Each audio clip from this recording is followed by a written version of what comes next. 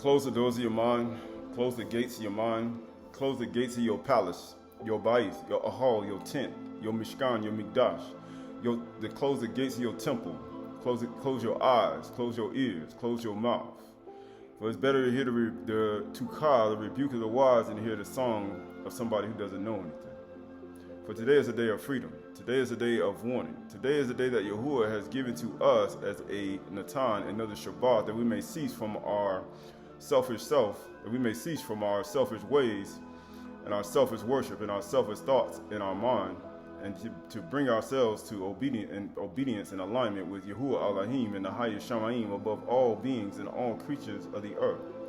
For today we acknowledge the one who made all of the hard and the har of the earth, the yam of the earth, the sea and the ocean, the one who put all the God within and allowed it to be fruitful and multiply, the one who allows the oath, the birds to fly into the Shamayim and allow them to be fruitful and multiply, the one that let the Tahanim, the sea creatures in the earth, the giant sea creatures in the earth, the whales, the sea lions, and all the things that we see and mesmerized by, knowing that they all have consciousness from one being, from Yahuwah Elohim. For besides him, there is no other Elohim. So we look at ourselves, we look at our inward being as that temple, that body that Yahuwah gave to us as a loan, that we may understand what it is to offer praise and halal and worship inside of it, and sounding even the resounding cymbals within ourselves, knowing that to make as much praise to him, for these are the attributes of a continual Kahan and a Kahanim, a priest in this royal priesthood. So as we move forward in kindness, ahab, joy. We move forward in self-control. We move forward in the fruits of the Ruach. For the more fruits you bear, the more understanding one will attain. For that is your truth. So this is Psalms Tahalim, chapter 101. Psalms 100 Tahalim. Psalms 100 Tahalim. Psalms 101. It says, make a joyful noise. So that means you got to make something. That's bara. That's what Yahuwah did in the beginning. Bara Elohim at, right? He said what? Bereshit bara Elohim at. That means you got to make something. Atzah. You have to accomplish something. When he made Adam, he atzah him. He said, be fruitful and multiply and replenish the earth. He said, let us make Adam in our own image. Atzah. Which why? Because that's what you got to do.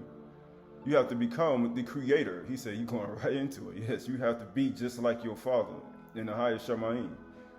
Make a joyful noise to Yahuwah, all the earth. So the earth, the arts, that means not only beings on the earth, on the surface of the earth, under the earth, and even the earth itself. He said, make a joyful noise to Yahuwah. So who you praising? Because the earth, if you got the earth in another, you got the earth in another, arats is in another type mindset, and you describe it as not praising Yahuwah, then you praising a demon. Right? You praising a shadim. Because the earth is supposed to praise Yahuwah, even the beings on the earth and under the earth. Serve Yahuwah with gladness. So he says, serve him with gladness. Simcha. Come into his presence with singing. So he says, sing. That means you have to form your lips to a certain tone, and you have to use your voice in a certain tone. You have to create a sound that is pleasant to him. Why? Know that Yahuwah, he is Elohim. That's the only way you're going to know him. He said, I don't know him. That's the reason why you don't know him. He said, no. Believe, believeth no. It is he who made us. He said, who made us? So the potter. So the clay say to the potter, what you making? He made you this way. And he said, people, we want to fight it. He said, Zakar Nakabah. And we are his, so are you his? It's just like an Isha who marries a Ish in marriage, and she starts singing about him. He say, are you his or no? Just the same thing when Yahuwah, you married to Yahuwah, he say, are you his or no? He says, you are married to me. He said, return unto me, for I am married to you. And we are his, and we are his people. That's how you know. And the sheep of his pasture, which means you belong to him. He used farming terms to describe you as a shepherd. He used creation to describe to you how you sing. He used marriage and how to show his love. That's how he is. Right? Verse 4 says, enter his gates with thanksgiving. Enter, he said, with Aydah. Enter his courts with praise, because the day in his courts is better than 1,000 years elsewhere. But guess what? Give thanks to him and Barak his name. Right? Because that's what's the whole point. Barak is Shem. Barak is Shem. How you say Ta'ub Aruka? There's the dinner of herbs of Yarak, where love is, with a loving name. For Yahuwah is good. That's what he made Adam in the beginning. He's good. He said everything Yahuwah made was good. So he's told. He's going to give you a dinner of herbs that's told. And it has a loving name with it. So he's like, praise me.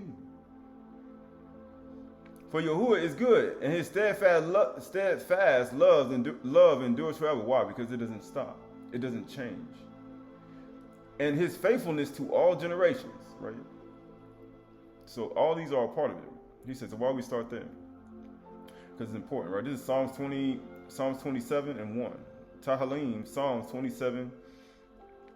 Tahalim 27 and 1. Tahalim 27 and 1. It says, Yahuwah is my light and my salvation.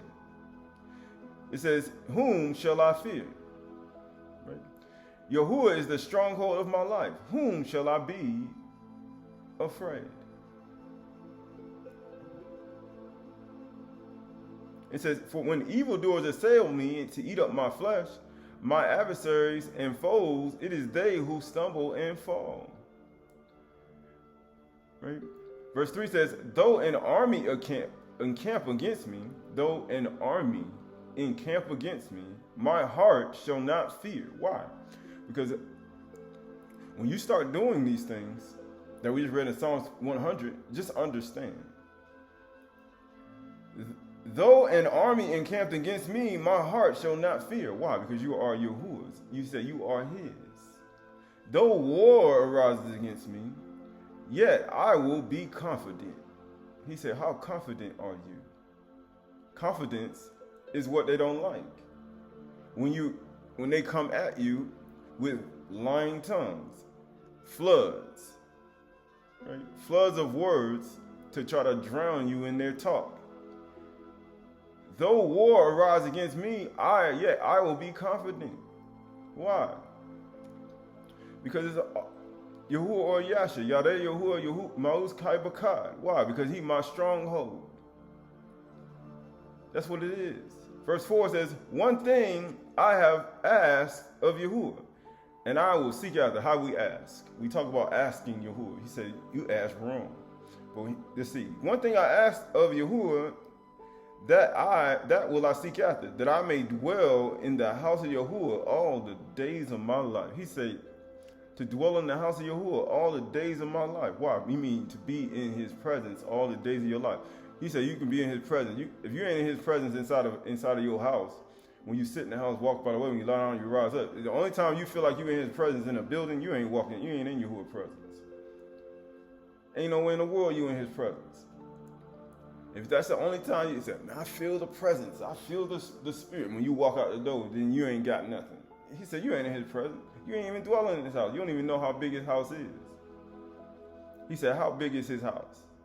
He said, how big is his house, right? How big is it, right? So this is the book of Psalm Tahalim 139. He said, how big is his house, right? This is Tahalim, Psalms.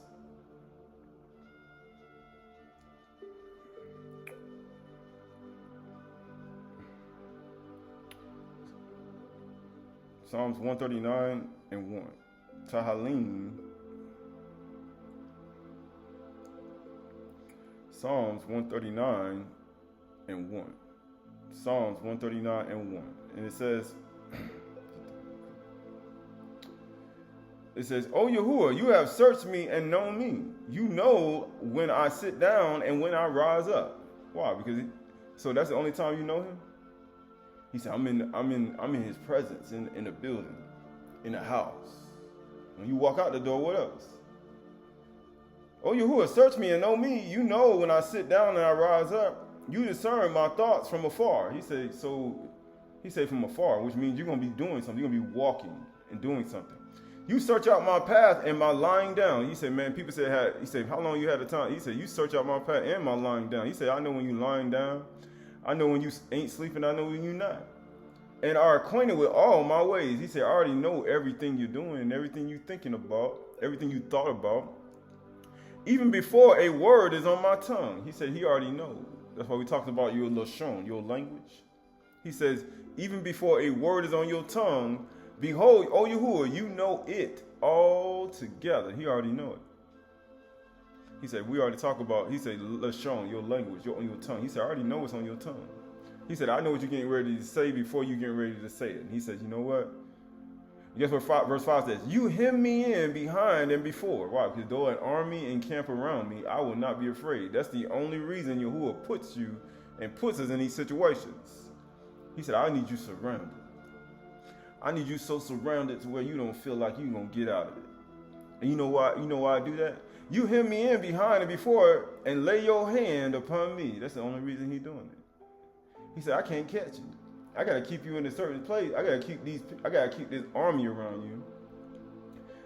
Just so that I can lay my hand on you to do what? Such knowledge is too wonderful for me. It is high. I cannot attain it. That's the only reason he's laying his hand on you and he got all these things happening. Because I'm trying to lay my hand on you to get you to a higher intellectual thought process.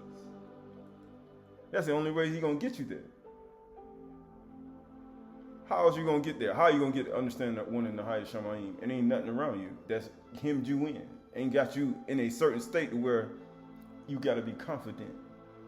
What point is that? I'm going to try to get you to a higher state of being, and I don't put you in a situation where the higher being got to come and do something for you. And then you say, how you going to get it? Guess what? Such knowledge is too wonderful for me. It is high. I cannot attain it. Then you start doubting. Where shall I go from your Ruach? And you be like, that's the only place, the only place I got the Ruach is in here. The only place I got the Ruach is over there. That's it. Where shall I go from your Ruach? Let me show you how big Yahuwah's house is. Oh, where should I flee from your presence? Let's see how big his house is. If I ascend to the Shamayim, you are there. That's part of his house. If I make my bed in Sheol, you are there. That's a part of his house. And if I take my wings of the morning and dwell in the uttermost parts of the Yam, the sea, that's a part of the house too. So you think it's just your building? You think it's just that place you go to? He said, that's all you got. Even there, your hand shall lead me. That's why he hem you in on every side. Because he wants you to understand, I'm going to put my hand on you and I'm going to just take you places that you ain't never seen and understand and take you places you ain't never been. Just so that I can take you there. And your right hand shall hold me. He said, man, you got a big right hand. That's the only reason he allowed these things to happen. He said, why? Because it has doubt entered your mind? Are you confident? Are you confident in the stronghold of Yahuwah? And where? He said, flee to the stronghold. Why? Because you're in the stronghold now. He said, why? Are you confident? I'm your safety. Verse 11 says, if I say, surely the darkness shall cover me, the light about me be night. Even the darkness is not dark to you. The night is bright as the day, for darkness is as light with you. We are left the longest night. But guess what? The darkness, even the darkness that you see, he said, guess what? It's light as well. It's light as well. That's why when Shalom said, don't get mad because the sun is shining upon me, he said, it touched my skin. He said, I am dark. He said, I'm beautiful though. But again, guess what? Not even knowing that darkness is light to you as well. Your very thing that you see on your outer man is just as much light as the thing on your inner man. It is. The night is bright as the day, for darkness is as light with you, for you formed my inward parts. And guess what? You knitted me together in my mother's womb. I praised you, for I am fearfully and wonderfully made. He made you. He made us. For it is he that has made us and not. You ain't do nothing. He made you. Should the clay say to the potter what you're making? Wonderful are your works. My soul knows it very well. Your Nefash know it very well. Right? So all this is important. All right, going to the book of going to the book of Ezekiel. Ezekiel chapter 34. Yakazal 34 and verse 1. Ezekiel 34 and 1. Yakazal 34 and 1. Ezekiel 34 and 1. The word of Yahuwah came to me, son of Adam, Naba against the shepherds of Yasharal. Why would he say that? Because they ain't doing what they're supposed to. It's not, he said, it's not rocket science. They ain't doing what they're supposed to. Only reason Yahuwah gonna send somebody to talk to you is because you ain't doing what you ain't supposed to be doing. And you're doing something you're not supposed to be doing. He said, how can how are you gonna be sent to me? But then he says, against the shepherds of Yasharal, Naba, and say to them, even to the shepherds, thus says Yahuwah Elohim, shepherds of Yasharal, who have been feeding yourselves, right? Should not shepherds feed the sheep? Because he said, you're the sheep of his pasture. Guess what he said? But you know what they did? You eat the fat, you clothe yourselves with the wool, you slaughter the fat ones, but you do not feed the sheep. He said, you destroy them, though. He said, you good at destroying sheep, though. That's all you good at. You good at stripping them down, taking everything they got, and you good at taking everything they got. You good at eating all of them up and swallowing them up. But for some reason, you don't like feeding the sheep, though. You love to eat, though. You like to devour my people like bread. But for some reason, you ain't doing what you're supposed to. The weak you have not strengthened. He said, you ain't even strengthened the weak. You know what they do? He said, you tear down the weak. He said, you eat the weak. Matter of fact, you swallow them up. You cut their hair off. Matter of fact, you eat the fat. You clothe yourself with the wool. You take everything they got and you clothe yourself. You deck yourself out with the things that they got. And you know what it says? The weak you have not strengthened, the sick you have not healed. He said, you ain't healed nobody. Because it comes by what you feed them. Because when a sheep is malnourished, if you ever had one, or an animal, or a dog, or any type of animal that Yahuwah created, and you don't feed it, you know what Yahuwah call it? He said that's animal cruelty. That's animal cruelty. Matter of fact, even in the world, they have certain sentences they give you, and crimes and fines they give you when you do animal cruelty. They throw you in prison. They might even come to the point where you get thrown in the penitentiary, right? But these are all a part of how Yahuwah always been operating. He never operated outside of that, right? You eat the fat, you clothe yourself with wool, you slaughter the fat ones, but you do not feed the sheep. The weak you have not strengthened, you ain't strengthened them, you ain't giving them no food. The sick you have not healed, they malnourished. The injured you have not bound up.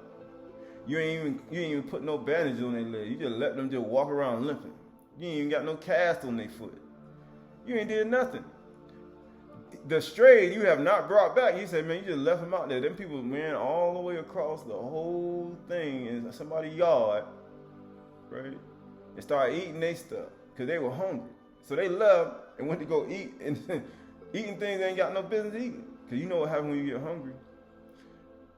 Matter of fact, they might even start eating other people. Remember we saw the sheep? Remember Yusuf dream when he saw the one on the other side of the river and the other side of the river? And one was skinny, and the other ones on the other side were fat. And then the other one said, you know what? We finna go in there and eat y'all behind, right? The sick you have not healed, the injured you have not bound up, the strayed you have not brought back, the lost you have not sought. And you know what else he said? And with force and harness you have ruled, harshness you have ruled them. Right? So Yahuwah be watching. His kingdom way bigger than what people think. He said he could see every last one of them throughout the whole Shamayim, throughout the whole Aydahchay, on the surface of the earth. He said, I see you all. So they were scattered. That's the whole point. So Yahuwah is a sheep herd. He a Naku. He's like he has a business, right? He has things that he has that he entrusted people with, and he says, and they are scattered because there was no shepherd. Even though the shepherd, they had a shepherd. But it's just the fact that he wasn't strengthening the weak. He ain't healed no sick. The injured, he ain't bound up. He ain't even do the thing. He ain't even feed them. They did have one. It's just the fact that you had one, you were there, but you ain't do nothing. And they became food for all the wild beasts. He said, man, you know what happened? Then they started to become food to the wild beasts. You know, there's a lot of wild beasts out here. Lions, jaguars. There's sharks in the water. Great whites. Right? 'Cause some people think they can swim. You might try to cross a river and the alligator swallow you up.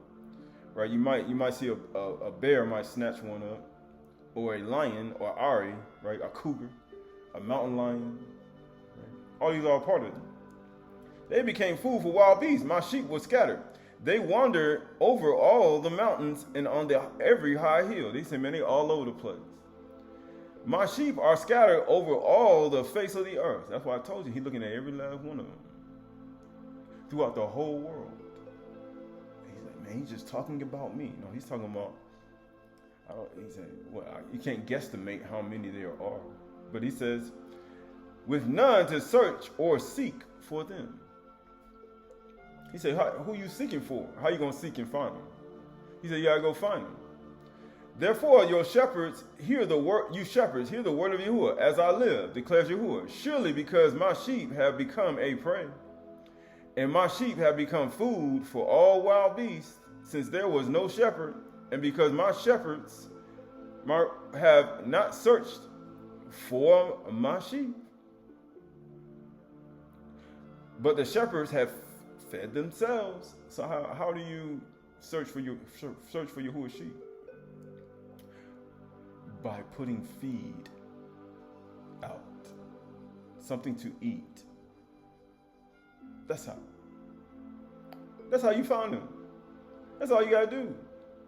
And guess what he says? And have not fed my sheep. Therefore, you shepherds, hear the word of Yahuwah. Thus says Yahuwah Elohim, behold, I am against the shepherds. He said, man, you got all that knowledge and understanding, be not how much but then you won't give it, you won't actually feed anybody with it. Thus says Yahuwah, behold, I am against the shepherds, and I will require my sheep at their hand and put a stop to their feeding the sheep. No longer shall the shepherds feed themselves. I will rescue my sheep from their mouths, that they may not be food for them. That's the only reason why. He says, so why is this important? All right, so this is the book of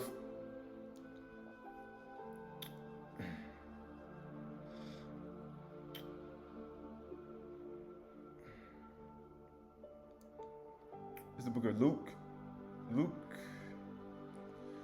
The book of Luke.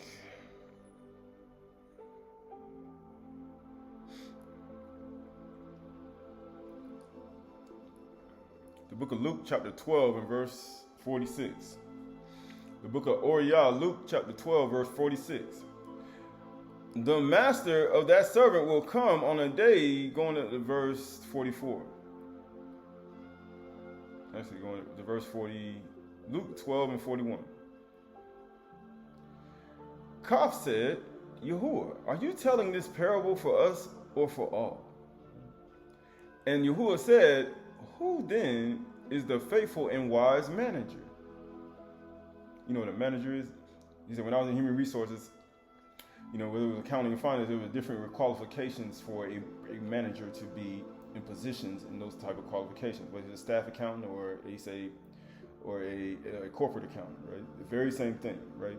Same type of job descriptions. You had to have certain analytical skills and data entry type of understanding, right? The very same thing when you look at information when it comes to job descriptions for LPN nurses or RN or CV step down or any of these other places or pulmonary, right? Very same thing. You got to have different job descriptions for different people because each one is different, and then everybody's personality ain't different. And some people can be managers and some people can't, based upon their intellectual knowledge. And some of them you ask questions, and some of them they don't really know the answer to those questions. And the way you answer it, majority of the questions will be of problem-solving skills. How good are you at solving problems? So this happened right here, and say a sheep went over here and went all across over here, what are you gonna do? Like you're over here and you're eating and feeding yourself, and then all of a sudden you find out that one of your sheep is in. Are you gonna still continue to eat, or are you gonna go find the thing that actually you lost? How would you solve that problem? And guess what? It says, verse 42, and Yahuwah said, who then is the faithful and wise manager, whom his master will set over his household, and give them their portion of food at the proper time? Who is this person, this servant, who want to give them the food at the proper time? When Yaakov came to the well, he said, it's noontime. This ain't the time to be gathering up the sheep.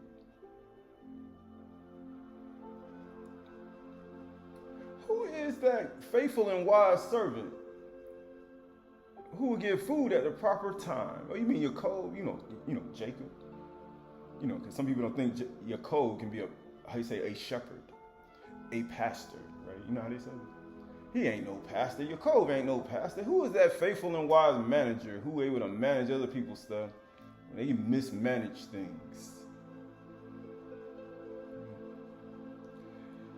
Wise manager, his master set over his household to give them their portion of food at the proper time. Barak is that servant whom his master will find so doing when he comes. Man, you doing it exactly how I said. You feeding the sheep. You taking care of them. You bound them up with one lead. You go find them. You go chase them down. Another one go over here. You go get them. Man, you good at that. I like that. I like that drive you got. Matter of fact, that was a good 90 days you did that for. Because usually when you get hired for a corporation or any type of corporation, they give you 90 days to show that you can actually do the work. And then after 90 days, they evaluate you, and either you're going to get fired or they're going to continue to keep you there. Why? Because that's just a 90-day period. I mean, that was a good 90 days you did that for. Let's see how you keep going from there. I like the way you work, right? Barak is the servant whom his master who finds so doing when he comes. Truly I say to you, he will set him over all his possessions. Why? Because he's looking at your work. I'm like, man, I like the way you do. I like how you operate. Like when one is sick, one is bound, one is malnourished, you give him food. Matter of fact, one get escaped, one of them went and ran all the way across the whole thing, and you say, you go chase them down. You go try to find them. He said, I like you. I want to put you over all my possessions. And he said, man, Yusuf ain't no shepherd. He ain't no pastor. He would put over all Mizraim. Dang, y'all ain't no pastor, no shepherd. He was over all. He was going to set him over all of his possession. Darius was. He'd be like, yeah. Who cares, right? Truly, I say to you, he will set him over all his possessions. But if that servant says to himself, my master has delayed his coming, he's like, man, look at here, and begins to beat the male and female servants, and to eat and drink and get drunk. Oh, you mean like, woe unto the pastors. He said, man, one is injured, you ain't bound them up. The other is malnourished. You ain't even feeding the sheep at the right time. Another one ran away, and you ain't even sought it out. Another one ran on the mountains, you ain't doing nothing. What's going on? And he says, and you getting drunk, and you eating up all the fat. You taking all you shearing them all off, and you ain't doing nothing. Only thing you're doing is getting fat and getting rich off the things that they're doing. That's all you're doing. And guess what? The master of that servant will come on a day that he does not expect him, and at an hour he does not know, and will cut him in pieces and put him with the unfaithful. The same way you were cutting up them lambs and eating up them sheep, the same way you were cutting them up, shearing and taking and eating the fat, the same way you were doing that and not taking care of the sheep. He said, you know what I'm going to do? I'm going to do the same thing to you when I come back. I'm going to do the same thing to you when I come back. That's what Yahushua just said. I'm going to do the same thing to you.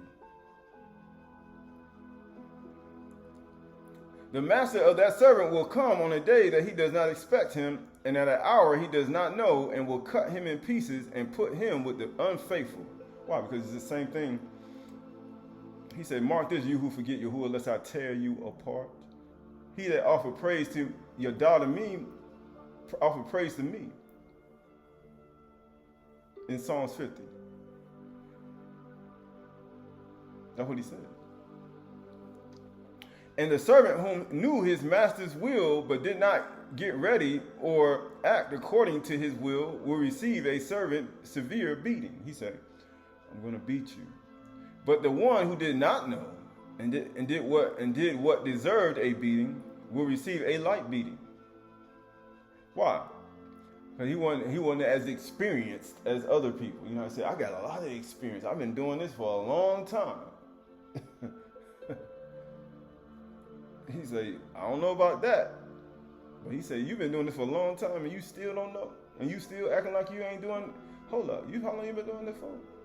25, 30, 40 years. So you've been doing that longer than the other person. He said, you will receive a light beating. Everyone to whom much is given, to him much will be required. He said, you got a lot to do. And from him to whom they entrusted much, they will demand more. He said, you trapped. But you know how much stuff you done did? And you say, what's getting ready to happen now? Verse 49, I came to cast fire on earth, and wood that it will already kindle. So who he talking about? Who is he talking about? We just went through all the he talking about shepherds. He talking about shepherds. And he said, I came to cast fire on earth. I wish it was already kindled, which means he upset at y'all. He's upset at every one of them. He upset at all of us. He said, why? Because I wish it was already kindled. I wish I could just come down there right now and burn a third of the trees.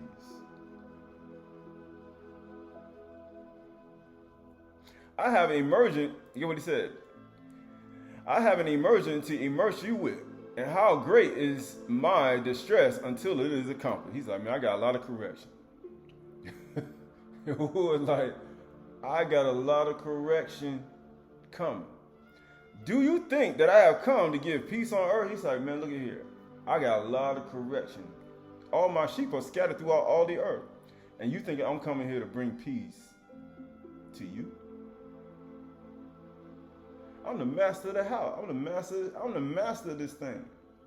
And for some reason, nobody's doing anything. No, I tell you, but rather division. He said, I'm coming to replace people. For from now on, in one house, there will be 5 divided, 3 against 2, and 2 against 3. He said, you're going to find out.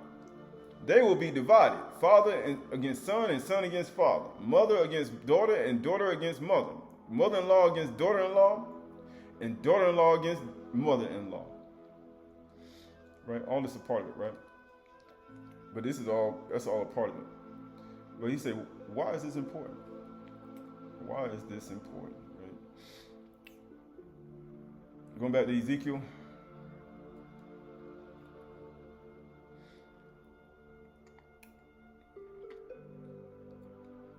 Everything happens for a reason. Everything happens for a reason.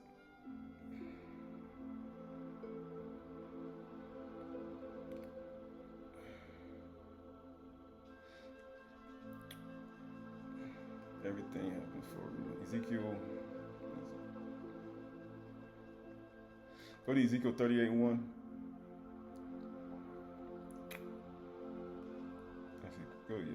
Going back to Ezekiel. Go back to Ezekiel. Go to Ezekiel 35:1. Ezekiel 35:1. Ezekiel 35:1. Yakaziel 35:1. The word of Yahuwah came to me, son of Adam, set your face against Mount Seir and Nava against it, and say, thus says Yahuwah, behold, I am against you, Mount Seir, and I will stretch out my hand against you. And I will make you desolation and waste, and I will lay your cities waste. You say, why Yahuwah should be like, man, I wish it was already kindled. People have no idea. And you shall become a desolation, and you shall know that I am Yahuwah. Why? Because you cherish perpetual enmity. You did what? You cherish perpetual enmity, right? perpetual enmity, right? That word for enmity, Ezekiel 35, Ezekiel chapter 35, that word for enmity in verse 5. Ezekiel chapter 35. Ezekiel 35 and 5, that word for enmity, he said, perpetual, right? That word is Ibah. Ibah. It means hostility. It means enmity. It means hatred. He said, you cherish perpetual hatred. Perpetual enmity. Perpetual enmity. He said, how can a person have perpetual enmity and hostility, right? And he says, you cherished it and gave over the people of Yasharal to the power of the sword at the time of their calamity. And then you, after that, you cherish perpetual enmity and hatred. Then you killed them. At the same time, you killed Yahuwah's sheep. Because he's the one that made us, and we are the sheep of his pasture. And then the pastors let everybody run around, and then they let them all be prey to these people who have perpetual hatred. And then they killed them. So Yahushua like, I wish this place was already kindled. That's what you did. And guess what? And gave over the people of Yasharal to the power of the sword at the time of their calamity, at the time of their final punishment. Therefore, as I live, declares Yahuwah, Elohim, I will prepare you for blood, and blood shall pursue you. So you think about that. You done slew all Yahuwah's livestock. Just like, think about that. You have livestock, and you entrusted it to people. And they let them, and they sitting there skinning them, eating them, and destroying them. And then they ain't taking care of them, and then they run out. And then these people with perpetual hatred come. Then they come and kill them. And then Yahuwah like, I'm woe to you and woe to you. And guess what? Prepare you for blood, right? And blood shall pursue you. Now you see why Yahuwah said, I'm going to cut that servant in pieces. I'm going to get all y'all. And guess what? Behold, you did not hate bloodshed. He said, you ain't even hate it. Therefore, blood shall pursue you. See, that's the problem, right? That's why they call it blood money. When Judas brought that money back to the chief priest, and they said, see that to yourself. He said, it's not lawful to put this in the treasury. And they said, this is called a field of blood. He said, you love blood, didn't you? You love bloodshed. They cast it away, but not even knowing, they set him up. But guess what? That's why Judas hung himself. He said, blood shall pursue you, though. But them chief priests had that perpetual hatred. But guess what? Because Yahushua said in Yukonah 15, he said they hated me without cause. But guess what? It says, I will make Mount Seir waste in a desolation. I will cut off from it all who come and go. And I will fill its mountains with the slain. On your hills and in your valley and in your ravines, those slain with the sword shall fall. Why? Because all his sheep done ran out into the mountains and the places, and then you come and try to kill them. And then now they come in, then you come and you son that you think you full of hatred, and then you go and kill them. You come and you try to destroy them. Now you both y'all gonna get in trouble. He's like, now you gonna, they out here, and now you come and kill them. And I got, what's all this bloodshed going on? He says, and I will make you a perpetual desolation, and your cities shall not be inhabited. Now you see why Yahuwah be doing stuff. People are like, why he be doing stuff? That's why. Then you will know that I am Yahuwah. He said, you're supposed to know already. He's like, that's the only reason I did it. Because you said, these two nations and these two countries shall be mine. That's what you said. And that's what people are doing today. And then what he said, and we will take possession of them. And people said, that's what people do today. Steal. Although Yahuwah was there, therefore, as I live, Declares Yahuwah Elohim, I will deal with you according to the anger and envy that you showed. According to the anger and envy that you showed because of your hatred against them. So now you look at yourself. You say, we look at ourselves and you say, do you have envy and hatred that you show to other people? Well, Yahuwah say, I'm going to deal with you according to the envy and hatred that you show because of the hatred against them. He said, I'm going to deal with you. That same envy and hatred that you had against somebody else, I'm gonna use that same energy. You know how I see people say, keep your energy, keep that same energy now. Because Yahuwah like, keep that same energy when I come. You know how they say, they say, all that hatred and jealousy and envy, all that stuff you had, where it's at now, right? Keep that same energy. Make sure you're strong with it. And I will make myself known among them. That's the whole point. When I judge you, Dan, Shaphat, Mishpat, and you shall know that I'm Yahuwah. You say you should know it. Verse, and it says, I have heard all the revilings that you uttered against the mountains of Yasharah. You know how Yahushua said, when he was reviled, he reviled not back. When he was persecuted, he threatened not. So that means Yahushua ain't hear all the revilings that people did. But you know what it said? He says, I heard all your revilings that you uttered against the mountains of Yasharah, saying, they are laid desolate. They are giving us to devour. I know you shepherds. I know you like to cut the fat, cut the sheep, cut the hair off. Matter of fact, eat the fat, cut them up into pieces and eat them. Don't feed them, malnourish them. They don't even bound them up. I know they ran into the mountains. I know they did all these things. I know you ain't killed. I already know. I know you don't care. I have heard all the revilings that you uttered against the mountains of Yasharah. He said, I already heard you. They on the mountains, they in the hills. He said, I already heard your mouth. And guess what? Saying they are laid desolate, they are given to us to devour. I know you think you're going to eat them, but he says, and you magnify yourselves against me with your mouth. That's why he said, he that keepeth his mouth keepeth his life. That's what Dawid wrote. He said, he that keepeth his mouth, you keep your life. And he said, why? He said, be careful what you say. Let it shown, your language, your lips. That flood of lies you be saying. He said, be careful what you do. And you magnify yourselves against me with your mouth and multiply your words against me. And I heard it. Then people say, we are on the earth. Yahuwah is in the Shamayim, we are on the earth. Therefore, let your words be few. I heard it. Thus says Yahuwah Elohim, while the whole earth rejoices, come before his presence with singing, into his courts with praise. Know that Yahuwah, he is Elohim, and he has made us and not we ourselves. For we are his people and the sheep of his pasture. You know what he says? While the whole earth rejoices, I will make you desolate. Because the whole earth is supposed to praise Yahuwah too. The whole Aratz. As you rejoice over the inheritance of the house of Yasharah, because it was desolate, so I will deal with you. You rejoice. You know how people say, don't rejoice.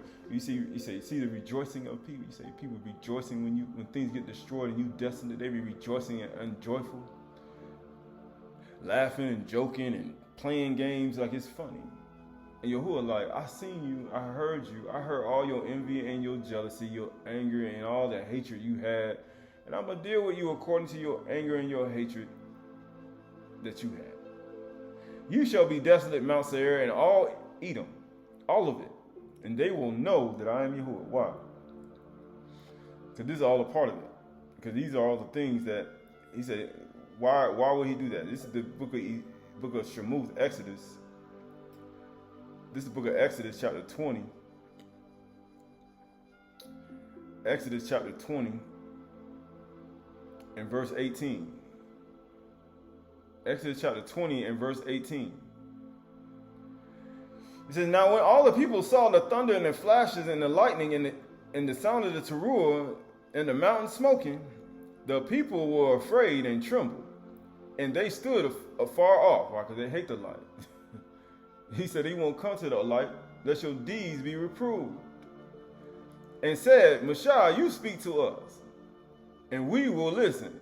But do not let Yahuwah speak to us, lest we die.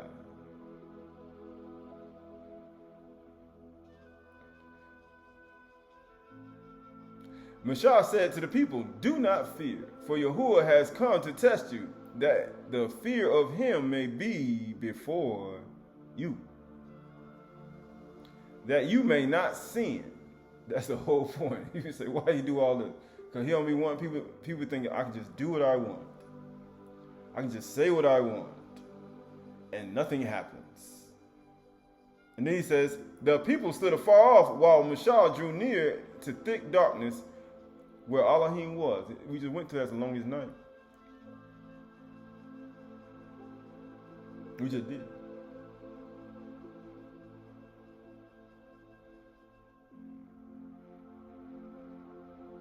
All these are part of it. These are all patterns, right? These are all patterns and how Yahuwah be making people look, right? This is Ezekiel chapter 36 and verse 1.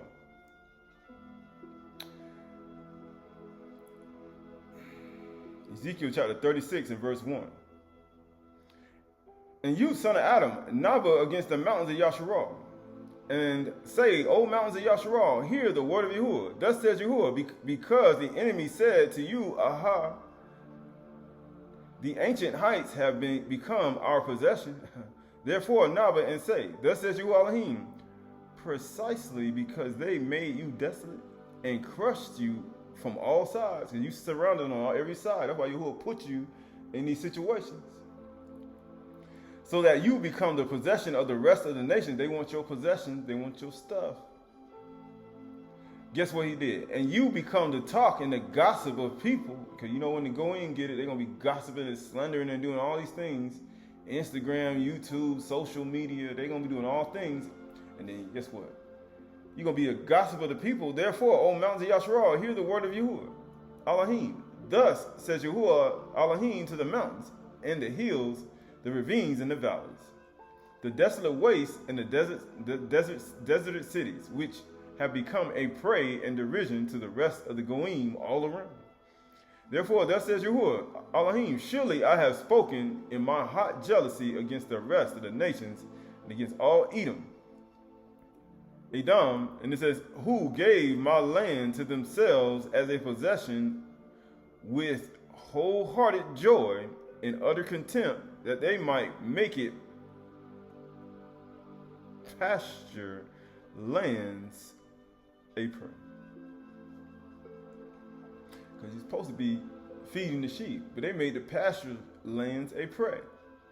Therefore, Naba concerning the land of Yasharal, and say to the mountains and hills, to the ravines and the valleys, thus says Yahuwah Elohim, behold, I have spoken in my jealous wrath, because you have suffered the reproach of the nation. Why do you think Yahushua said, the reproach of those who reproach you, Yahuwah fell on me?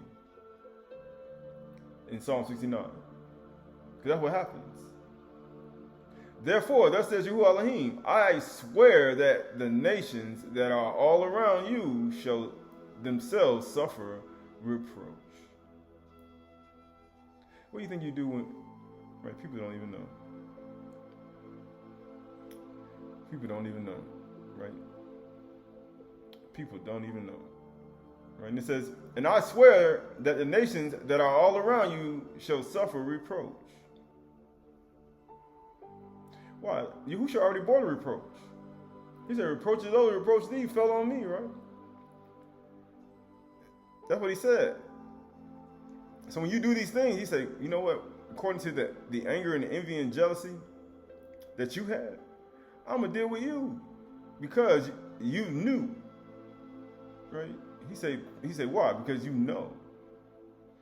Right, so this book of, there we go. This book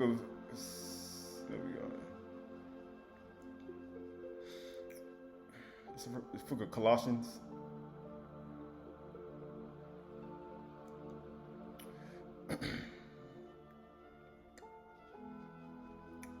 It's the book of Colossians, chapter 2.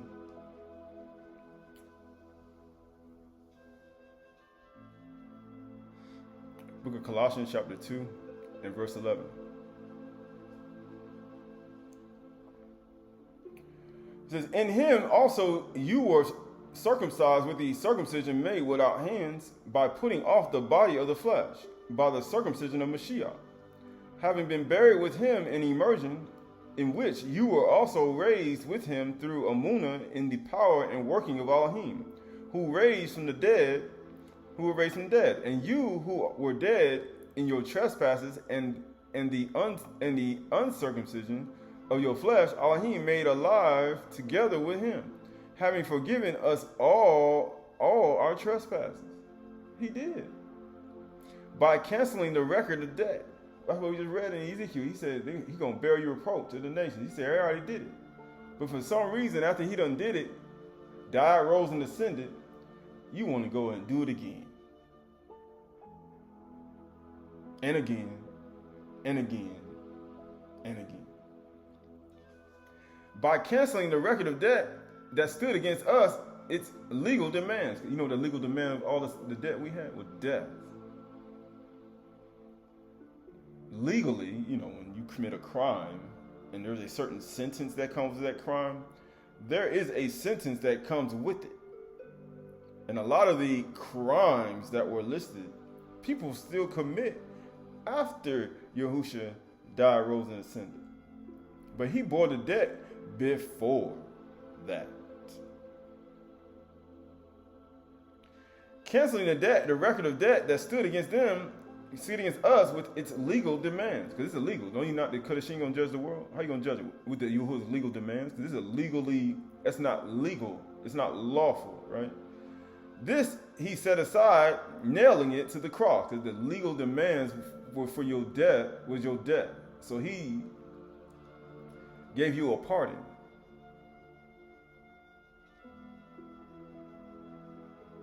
He gave you a pardon from the legal demands that said that you should die according to the Torah. By you oppressing Yahuwah's sheep, by you shearing, you cutting them, you ain't doing nothing for them, while you letting them run around, while you doing all these things, he's saying the legal demand for that, Yahushua, like, I'm going to cut you in pieces. Guess what he said? Nailing the cross. He disarmed the rulers and authorities and put them to an open shame. By triumphing over them in him. That's the only way he was able to do it. He put them all to open shame. But what does that have to do with anything? Because everything he did was for a reason. Because if we don't understand that you cannot continue to do the very same things that he died for. Because if you continue to do them, then you will be judged for it, right? Because that's the whole point. This is Hebrews chapter 6. Hebrews chapter 6 and verse 6. Hebrews chapter 6 and 5. Hebrews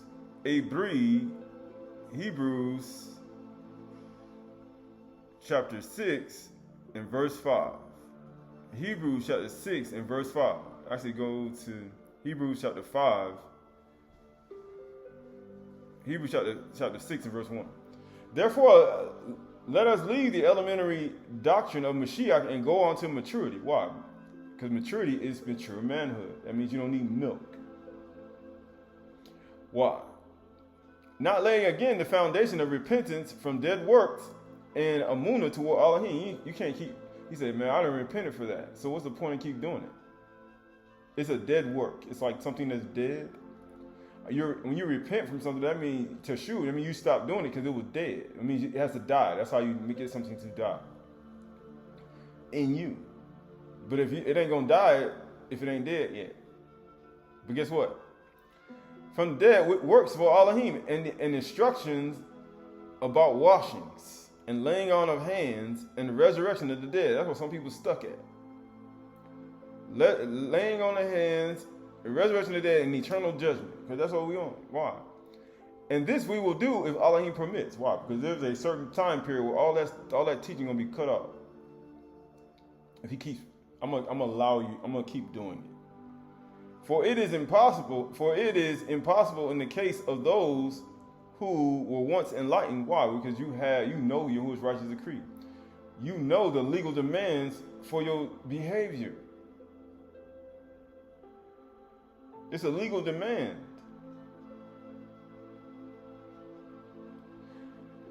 Guess what? who were once enlightened, who have tasted the Shamayim gift and have shared in his Kudash Ruach. What do you mean tasted? Because he say fed, you were fed the Kudash Ruach. It's like a feeding. And have tasted the goodness of the word of Elohim and the power of the ages to come, which means you tasted it, which means you ingested it, which means you have taken it in, which means you know it, which means that you didn't do it. And then it says, and then have fallen away, which means that you did not do it. Because other things distracted you. Could have been wine, women, money, riches, fame, popularity. Could be a whole bunch of things that could distract you. Male, female, group, hatred, jealousy, envy, strife, right? It could be, those things can distract you. Rivalries, adultery, fornication, right? Not doing what you say you were going to do, stuff like that. All that stuff can distract you.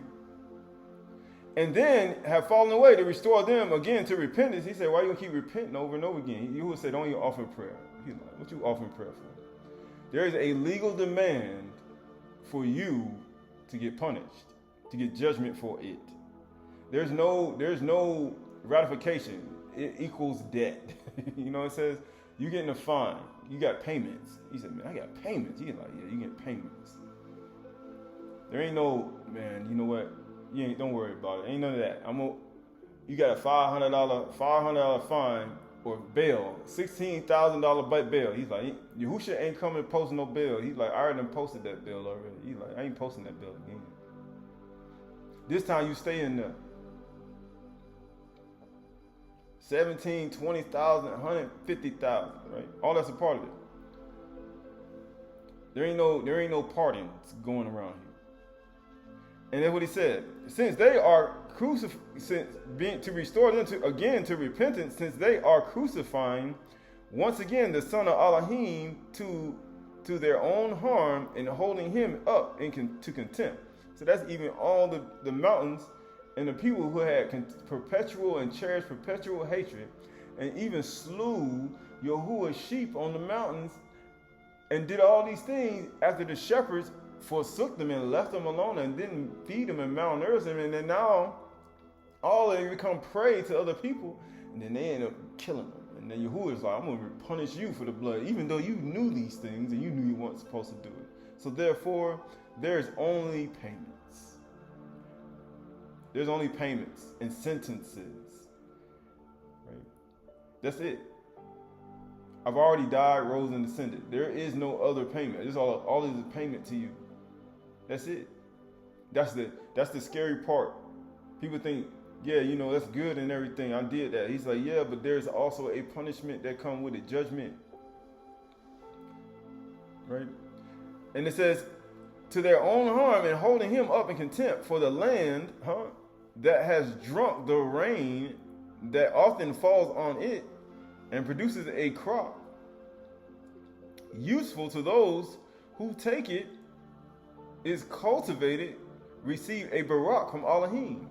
Why? Because you get to eat the actual yield of the field that grows when it rains. And then the sheep can feed on it. So that's why I say, Yahuwah is my shepherd. I have no lack. But if it bears thorns and thistles, what sheep gonna eat thorns and thistles? What sheep gonna eat thorns and thistles? What? Would you like to eat a thorn and thistle? You ever ate a fish bone in your mouth and got it stuck in your throat? Imagine eating that in the field with thorns and thistles and get it stuck in the middle of your throat. And you can't get it out. It is worthless and near to be cursed, and its end is to be burned. Now you see why Yahushua said, I wish it was already kindled. I'm going to cut you in pieces. Because you ain't even feed the sheep. Matter of fact, I walk by, and matter of fact, there's a number of thorns and thistles in your field.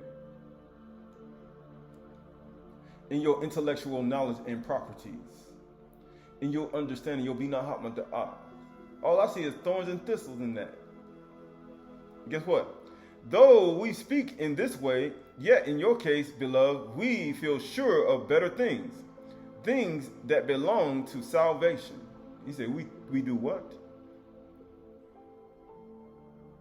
We feel sure of better things, things that belong to salvation.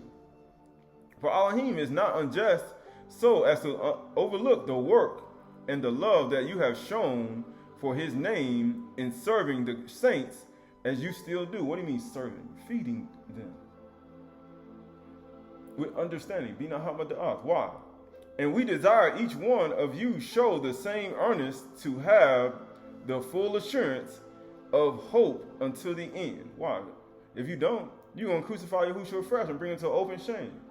And all them legal sentences that's supposed to happen to you is going to happen to you in this life. After you done bleed on Yahushua's name. Why? Because you continually do it over and over again, and then Yahuwah's like, being that you cherish perpetual hatred, jealousy and envy, and you slew them on the mountains, and you destroyed them. Being that you did that, I'm going to give blood to you. And then blood to all of you. And being that you didn't take care of the sheep either, and you didn't give them, they were hurt, you didn't bound their foot up, you didn't even try to heal them, right? You didn't even try to do anything. You didn't feed them, they were malnourished. They didn't have no intellectual properties. They don't even know anything about me anymore. Matter of fact, the intellectual properties you're teaching them, it's just worthless. It has no nutritional value whatsoever. He says, being that you did that, I'm going to cut you in pieces. I wish it was already kindled already. He said, that's shepherdess too.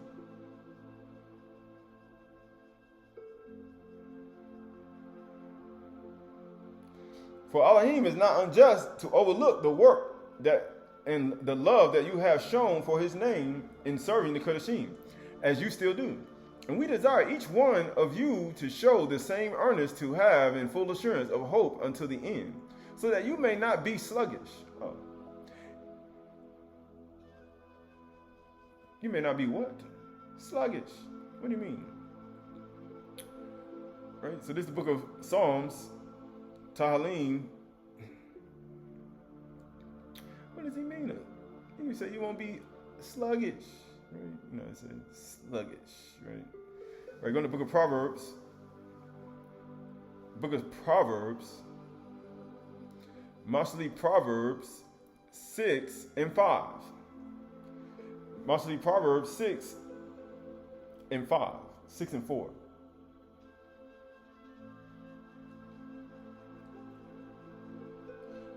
Actually, go to 6 and 6. Go to the ant, O sluggard. That's why he said, don't get sluggish. Go, consider her ways. He said, consider her ways. And be wise. That's why he says, be wise. Why? Who's that wise and faithful servant? When the master of the house comes, he find his servant so doing. Without having any chief, officer, or ruler, he said, ain't nobody around. Because like you would say, I'm going to destroy them people.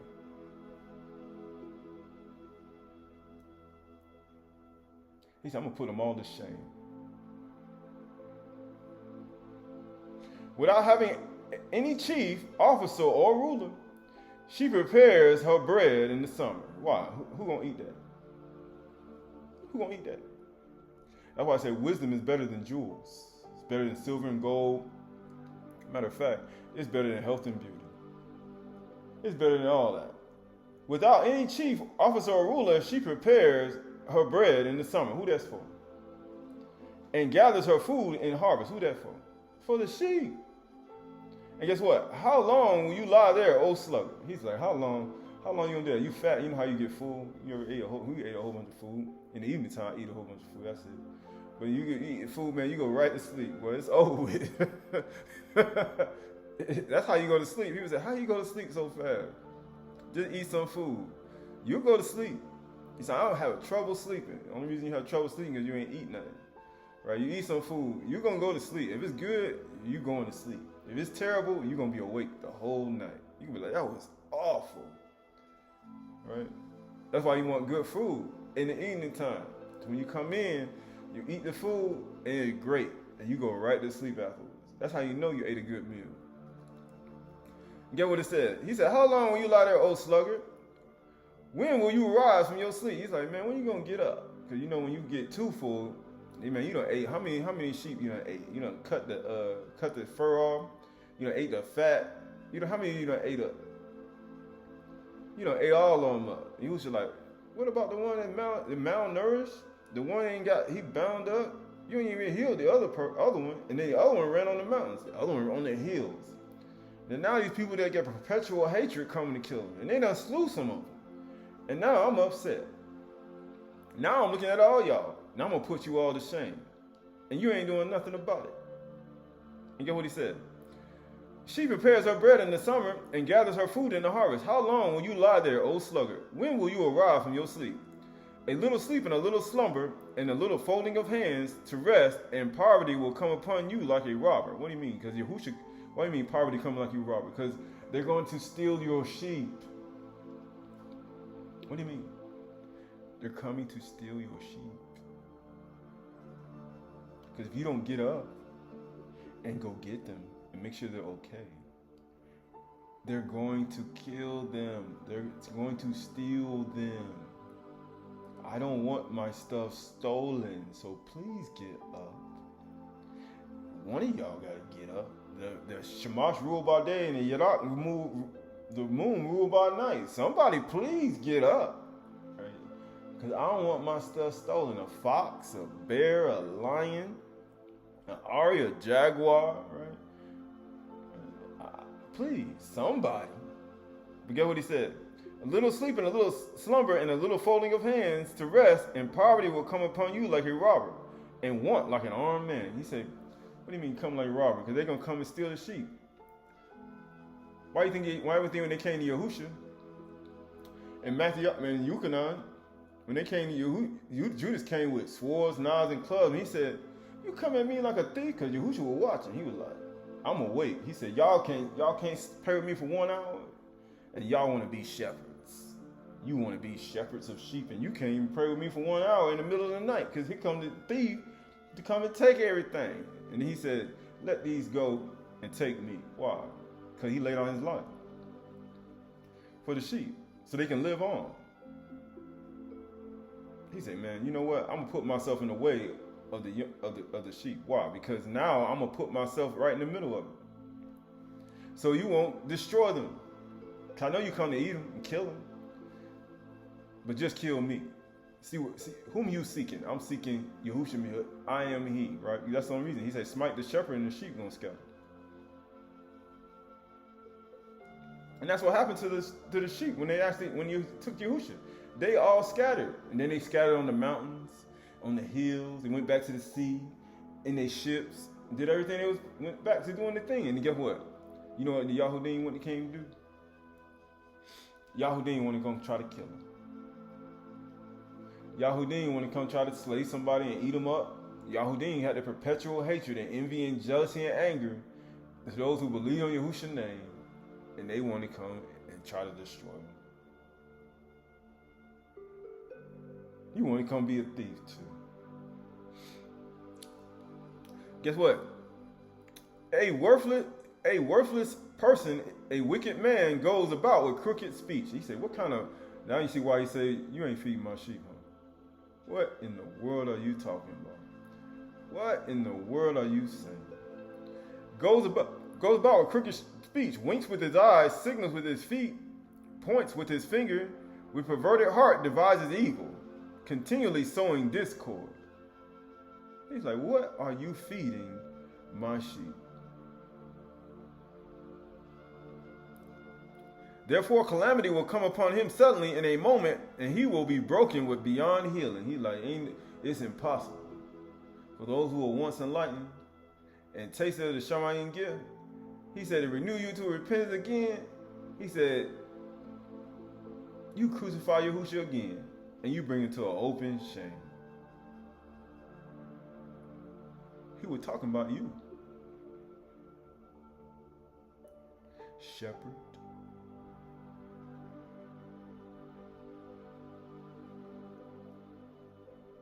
He was talking about you.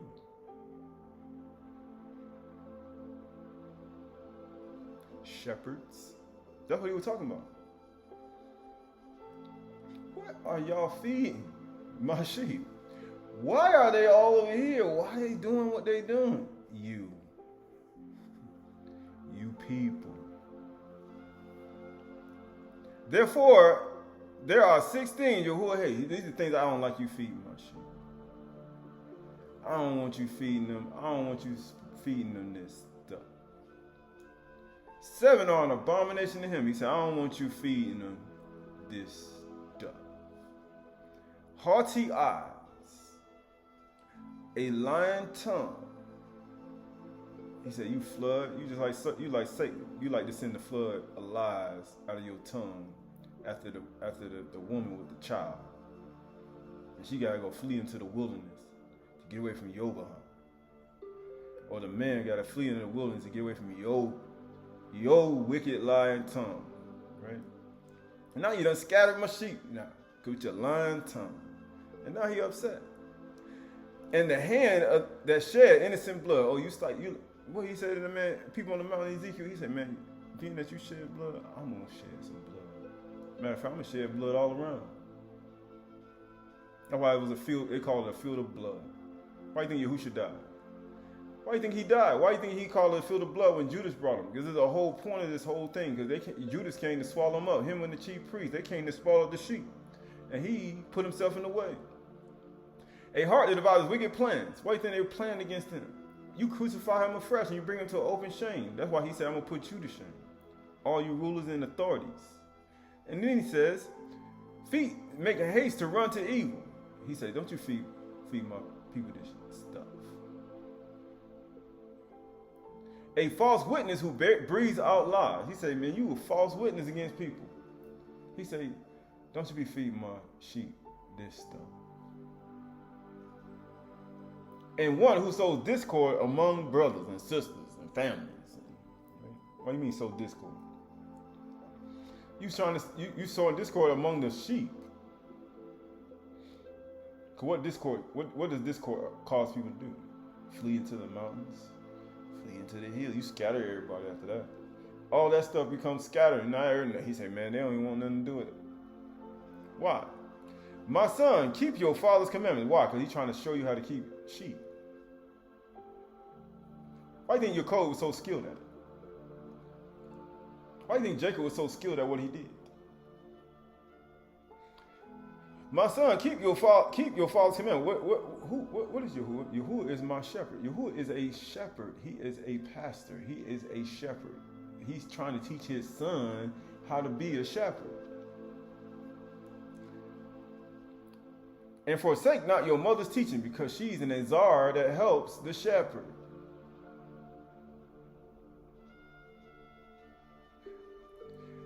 Because she's a shepherdess. Bind them on your heart always. Tie them around your neck, your throat, your gogoro. Right when you walk, they will lead you. What do you mean? They need to lead you. Why? Because you're going to have sheep following you. It's just like when you own animals.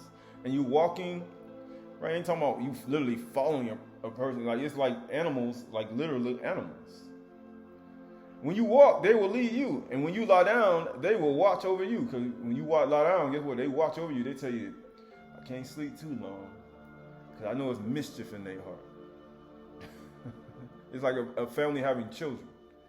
I can't be sleeping too hard. They got all type of technology out here now where people can get into things, and Satan got access to everybody's mind now. I can't go to sleep too long. I can't close my eyes for too long because something might get broken. The goat might jump over the gate. The sheep might a groundhog may dig a hole underneath big enough for them to go underneath. I gotta go check. Right? All this is a part of it. They will watch over you, and when you awake, they will talk with you. Why? They're going to talk with you. Why you say when you lie down, right? You speak these words when you sit in the house, walk by the way when you lie down, when you rise up. Why? Because it's going to do that. It's teaching you how to be a shepherd, a shepherdess. It's teaching you how to do these things. That's all it's doing. That's all it's doing. And guess what it says? For the commandment is a lamp. It is the lamp. You know, at nighttime, people don't want to get up. How long you gonna lie there, old sucker? How long you gonna be in the bed? I know you full. I know you ate a whole bunch of good food, and it was good too. But your manure, your near gotta be continually burning, because the commandment is a lamp. You're gonna need to get up in the middle of the night. Why do you think Shaul said I had a sleepless night? He said I gotta take my lamp. I gotta go outside. I gotta go out there. It's cold. It's hot. It may be some animals around. It says the commandment is a lamp and the teaching a light. That's why he says speak these words when you lie down. Cause I gotta have this manure, this lamp. That's why he say 5 were wise and 5 were foolish. 10 virgins, 5 were wise and 5 were foolish. And guess what? And reproofs and discipline are a way of life. It's a way of life, because you ain't no master shepherd. There's only one master shepherd. And master shepherd is the master of the house. And master shepherd put managers. And managers supposed to be learning from and understand. Who's like, I have an emerging in mercy way. I got a lot of correction. Matter of fact, y'all not doing this stuff right. Y'all haven't been doing this stuff right. So therefore, I wish it was already kindled. It's not my word like fire. He's like, I'm already kindled. And you know what he says? To preserve you from the evil woman, right? From the smooth tongue of the adulteress. He's like, from the predatory animals out here. Because you know how many men have been taken by that woman? And y'all ain't did nothing. He said, you know what they keep doing? They let that person take them all down. Kill all the sheep, right? You like that. So they can have something to talk about. He said, y'all let her keep doing it. From the smooth tongue of the adulteress, do not desire her beauty in your heart, and do not let her capture you with her eyelashes. Why? Because the only person in that thing gonna do is look at you. So you can, the sheep you're supposed to be guarding, they're gonna take you away from your job or that man. And you know what you're gonna do? You're gonna leave off for what you were supposed to be doing in the gun. And you know what happens after that? Everything gonna be taken. But you see these things now. You see people be walking, or they be walking with somebody, and then the next you know, the person that they walking with, they thought they were gonna be going with, end up setting them up, and then other people come and just take them away, right? Throw them in the trunk. Right? It's a setup. That's all it is. It's a setup. It's a snare. For the price of a prostitute is only a loaf of bread. That's all it is. That's all it is just a loaf of bread. But a married woman hunts down the precious life. Why? Because you are the prey. You are the prey. What do you think happens when you leave Yahuwah? You say Yahuwah is my shepherd. What do you think happens when you leave the good shepherd? Yahushua Mashiach. You come prey to everything. He gonna come find you though. He gonna come find you though. But you gonna become prey to these men and women. They gonna eat you alive. He gonna come find you though. He is. That's how Yahushua is. I'm gonna come find you though. But I'm gonna get that person though. The other person that's supposed to actually keep you from that. That's supposed to be guarding you from that. I'm gonna get him though. Him or her. Can a man carry fire next to his chest and his clothes be not burned? Right? All these are a part of it, right? All these are a part of it, right? So, right. So this is the book of Proverbs, chapter 15 and verse 18. Mostly Proverbs 15 and 18. Mostly Proverbs 15. Mostly Proverbs 15:16. Better is I guess we keep coming here for some reason. Better is a little with the fear of Yahuwah than great treasure and trouble with it. Why? It's better to have a little than to have a whole bunch of sheep and they done ran all on the mountains and ran all over the place. And you can't even chase them all down. And then Yahuwah like, look at all this sheep out here and you ain't even doing nothing. It's better to have a little with the fear of Yahuwah, because that's why he did all these things, that his fear may be upon you. Then a whole bunch of treasure and trouble with it. Better is a dinner of herbs where love is. You know what happens when we eat herbs? Ta'ub aruka yirak, right? Ahaba Shem. Right? Better is a dinner of herbs where love is than a fatted ox and hatred with it. And he said, being that you cherish perpetual hatred and hostility, I'm going to deal with you according to all that hatred and jealousy and envy in your heart. I'm going to do it. Verse 18, a hot-tempered man or woman stirs up strife. He said, I'm going to deal with y'all. You know what happens when you stir up strife? And he who is slow to anger quiets contention. Why?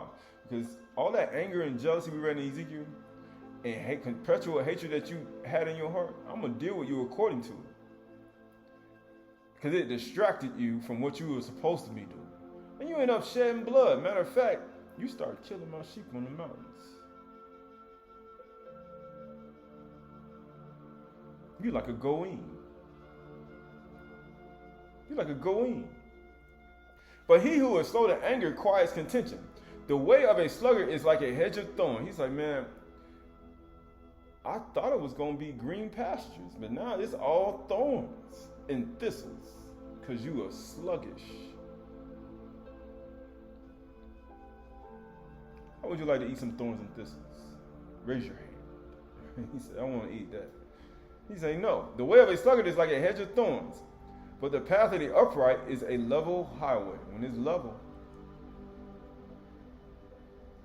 it's level. Guess what? A wise son makes his father glad. Because why? Because he's keeping over the sheep. Because you wise and understanding. Who's the wise and faithful servant? When his fat master come, he find him so doomed.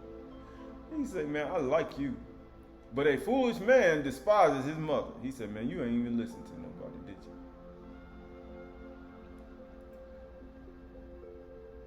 They were trying to teach you to be a good shepherd, a sheep, a manager.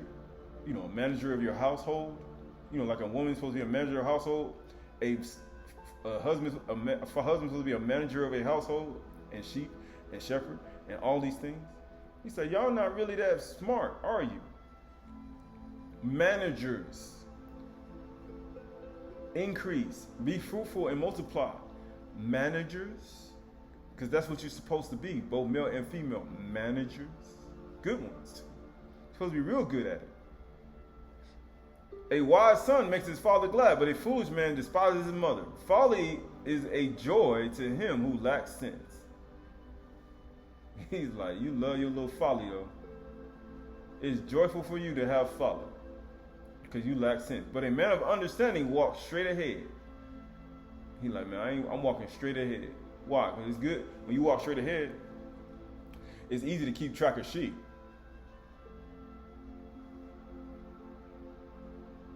He said, when you're not looking to the left or the right, you're looking at all this strife and quarreling and hatred and jealousy and envy.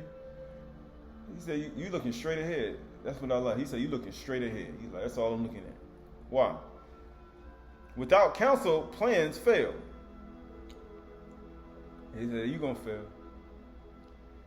But with many advisors, they succeed. He said, what do you mean many advisors? He said, advise me on this. How should I handle these finances? Advise me on this. How should I handle this thing over here with these people?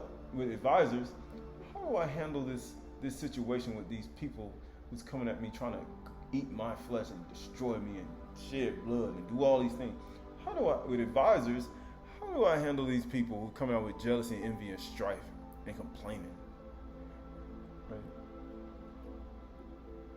Who got perpetual hatred toward? How do I deal with them? Many advisors,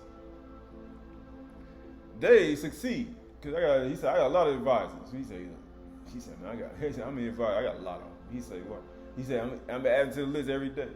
He said, why? Because every advisor that gives you something gives you another thought or something. I never thought about it that way.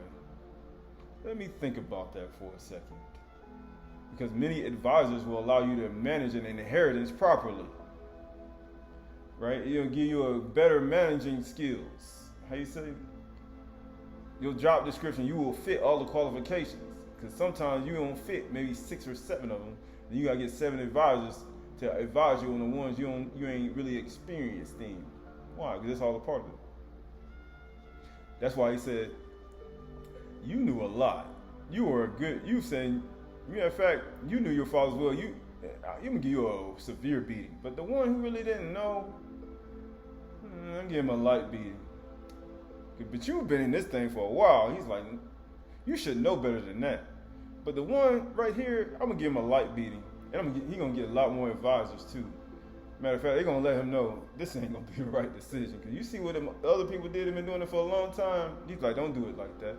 Cause if you do it like that, it's gonna mess you up. You're gonna get a real severe beating coming. Cause they got a severe beating coming. They don't even know it.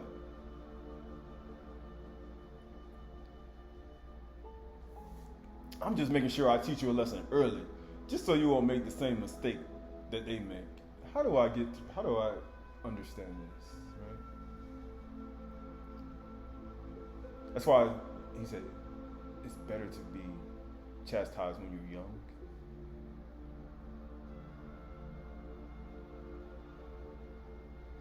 But when you're older, you get a severe beating. When you're young, it's like, When you older, you get a severe beat. I'm gonna beat you over behind. I'm gonna beat you so bad to where they're gonna make you not want to do this anymore. That's literally what Yahushua tried to do. And he says, a wise son makes a glad father, but a foolish man despises his mother. Folly is the joy of him who lacks sense, but a man of understanding walks straight ahead. Without counsel, plans fail, but with many advisors, they succeed. To make an apt answer is a joy to a man. That means, and the advisor is going to give you the actual, proper understanding of what it actually means, and the market value and understanding of what this thing is and what is really going on, and understanding how these things work. When a sheep goes on a mountain or on a hill and runs away up here, or is malnourished, or it has some type of disease and something is wrong with it, or things of that sort. Animal neglect is very, very severe penalty, and you don't want to commit that because it might actually put you in a situation to where you may go to prison. So you might want to actually maybe try to take care of them better, so you won't end up in that situation. Because here's all the case studies of all these people that actually had it before. This person right here did this and this and this, and this thing happened over here, and you have this other person. Or these are all a part of it. To make an apt answer is a joy to a man or woman, and a word in season, how good it is. Why? It's good food. It's good to eat. That's all it is, good food. It got nutrition in it. There's wisdom, how much the odds in it. The path of life leads upward. Now you see why. Let's lay aside immersion, repentance, all the things, elementary principles, all these things that people struggle with. All this mistreatment of people and the sheep and all these things. The path of life leads upward. Higher intellectual knowledge, higher thought. What are we? He said, it leads upward for the prudent. It does. That he may turn away from Sheol beneath. That's why when we talked about when Yahushua told Yahushua to come through the Rakia. He said, make sure you be like those in the Rakia. And then when he went to the service there, he said, make sure you don't be like those in Sheol. Because some people like staying in hell for some reason. You like being in Sheol? I love the gates of hell, right? I love the gates of Sheol. Why are you like that? Why don't you just turn away from Sheol? You can leave Sheol, right? You can just say, you know what, I just put it behind me, just keep walking forward. Then you finally get up out of the ground. Then you get on the surface. Then you start putting away other things of Sheol, and then you start to translate over and you start to grow some fruits in your life. Yahuwah tears down the house of the proud, right? So he's coming for you. But maintains the widow's boundaries. The thoughts of the wicked are an abomination to Yahuwah, but gracious words are pure. But this is verse 27. Whosoever is greedy of unjust gain troubles his own household. I assure you, there is not going to be no repentance for this. You know what I said? It's impossible who are once enlightened and tasted of the Shamayim gift. I assure you, to renew them to repentance, you crucify Yahusha and bring him to open shame. You just like Judas. I assure you, you're going to get punished. This is after Yahusha died, rose, and ascended. Woe, woe to you. Whosoever is greedy of unjust gain troubles his own household. I assure you, you're going to get punished. Just like the king who took Sarah. Just like the people who took the goods from other people. Just like even the people who took the treasury to fix the house and they didn't do it. He said, I'm going to get you. But he who hates bribes will live, he said. I assure you, because Yahuwah ain't got no respect to persons. Because a bribe ain't just money. It's, don't reveal that information about me, and I won't say you did this, just so that I can look a certain way to other people. That's a bribe too. People say that ain't no bribe. That's a bribe. Because when you look at bribing is like it's a skill. When judgment is on your life, there's no point in trying to hide it because you were like, yeah, I'm getting punished because I did this stuff. There's no point in trying to hide it. It's like, yeah, this happened because I did this. There's no point. Because you're already getting judged for it. You're going to tell a lie about your judgment and what's happening to you. No. It's because of sin. Had nothing to do with nothing. No. It's sin. It says, whoever greedy and unjust gain troubles his own household, but he who hates bribes will live. The heart of the righteous ponders it, how to answer. Because everybody ain't answering your questions for the right reasons. So I got to think about that. But the mouth of the wicked pours out evil things. He said, don't even think about what they say. You ain't even think about what you're feeding the sheep. You don't even think about what you're feeding them. They malnourished. One is injured. You ain't bound it up. Another malnourished. Right, the other one ain't been healed. Another one on the mountains. He said, you pouring out evil things. He said, everybody's scattered now. Yahuwah is far from the wicked, but he hears the prayer of the righteous. That's what they're going to be doing when you do that stuff to them. They're going to pray. He said, the prayer of the righteous availeth much.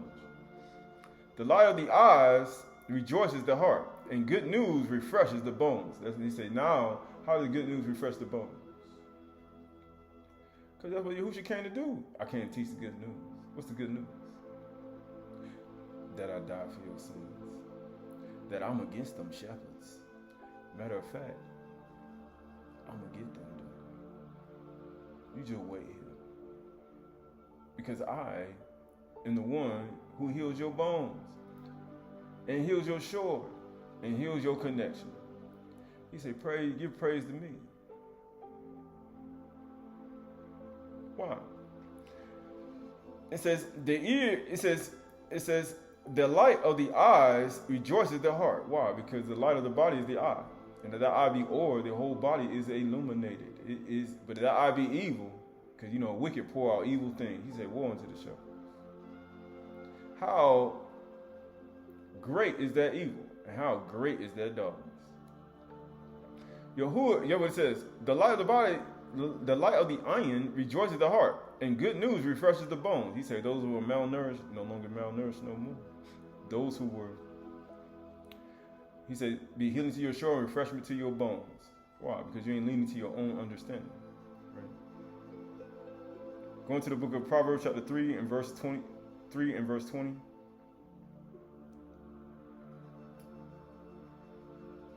It's going to,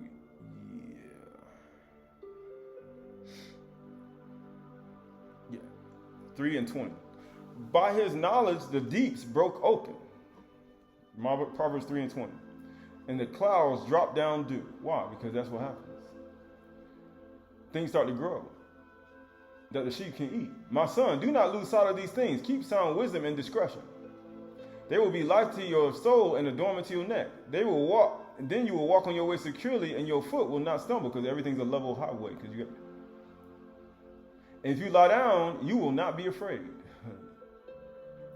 When you lie down, your sleep will be sweet. Do not be afraid of the sudden terror and the ruin of the wicked when it comes. For Yahuwah will be your confidence. Though the armies encamp around you, I will be confident. He said, very confident. And will keep your foot from being caught. He's like, you're not going to catch me. Do not withhold good to those to whom it is due. Do you know what time the sheep need to be fed? He said, it's not the right time to be feeding the sheep. Hold up. Do not withhold good. Are they going to be malnourished? They're going to be hurt? Or they going to be ain't got no food? Right? They're going to be things wrong with them. They ain't going to be healed. All these are all part of it. It's due. When it is in your power to do it. Ain't nothing wrong with you. Like, it's in your power. Yeah, but it says, do not say to your neighbor, go and come again tomorrow, I will give it. He's like, man, you want malnourished stuff? You want them malnourished? You want them not healed? You don't want that. You want something to happen. You want something to happen. You want Yahuwah to be mad at you. When you have it with you, you got the food right there.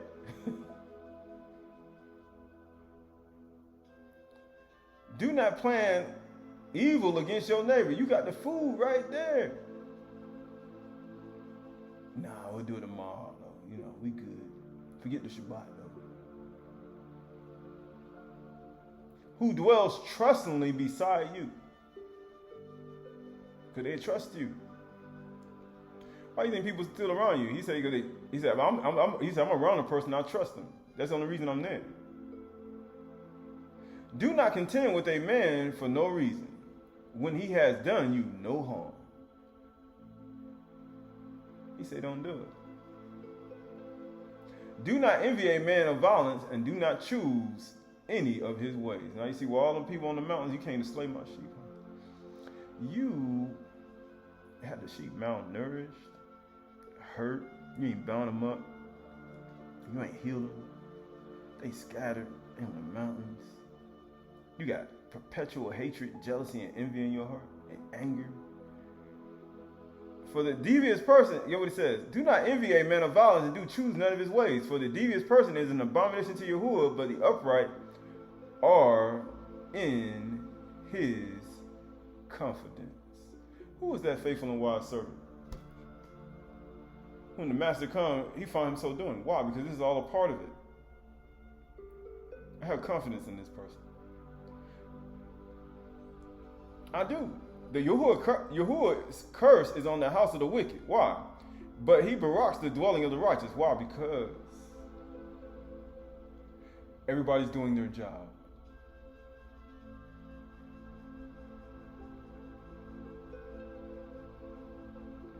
Toward the scorner he is scornful, but to the humble he gives favor. Right.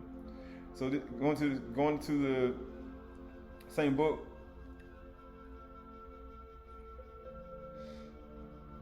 Yeah. Proverbs chapter 3, verse 7. Actually, verse 3 and 6. In all your ways acknowledge him, and he will make straight your paths. He said, look straight ahead. Be not wise in your own eyes. He said, don't do it. Because you better make sure you keep these things in your heart and your mind. Fear Yahuwah and turn away from evil. Because if you got evil things coming out of your mouth, you feeding people. What are you feeding people? You want me to eat that? I ain't eating that. And that's slop. You ever ate at a buffet that just throws stuff in a pot and just mix it together and put it? For in all your ways acknowledge him, and he will make straight your paths. Be not wise in your own eyes. Fear Yahuwah and turn away from evil. It will be healing to your flesh.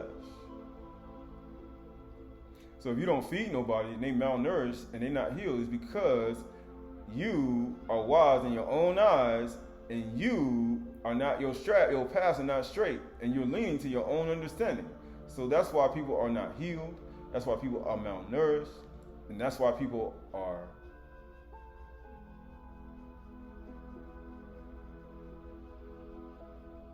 scattered.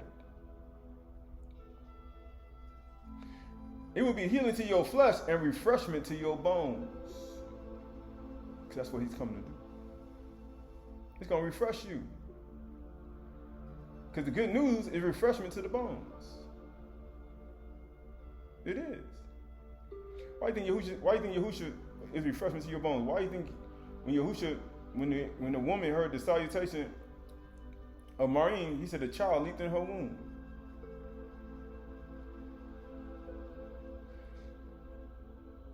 Right.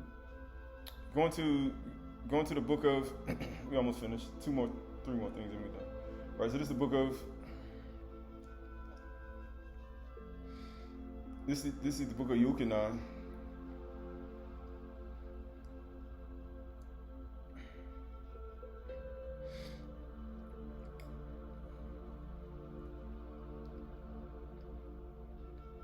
I think it's Luke chapter 16. Luke chapter 16. I think it's 16. Actually, go. Yeah, Luke 16 and 1. Luke 16 and 1. Luke 16 and 1. Luke 16 and 1. He also said to his disciples, there was a rich man who had a manager, and charges were brought on him that this man was wasting his possessions. He's like, charges, right? And he called him and said to him, what is this that I hear about you? So people may think people ain't talking about you. And what is that I hear about you?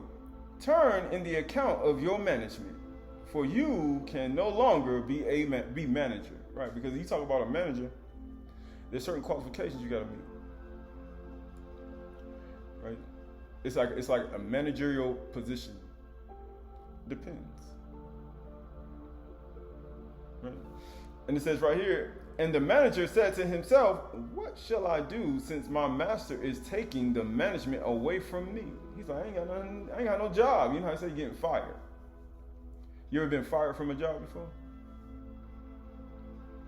I am not strong enough to dig, and I am ashamed to beg.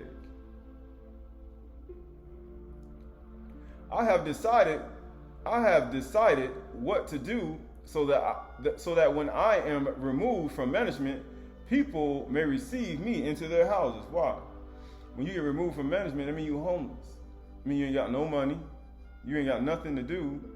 He said, I hope people let me in their houses. So summoning his master's debtors one by one, he said to the first, how much do you owe my master? He said, 100 measures of oil. He said to him, take your bill and sit down quickly and write 50. Then he said to another, how much do you owe? He said, 100 measures of wheat. He said to him, take your bill and write 80. The master, he gave him a discount. You know, he get a discount, 20% discount. He like, how much you owe? Man, I owe 75 million. Get ready for $1 million. Right? They start to do crazy stuff like that. He's like, man, Yahuwah getting ready to come back here tomorrow. Yahuwah could be back here tomorrow night.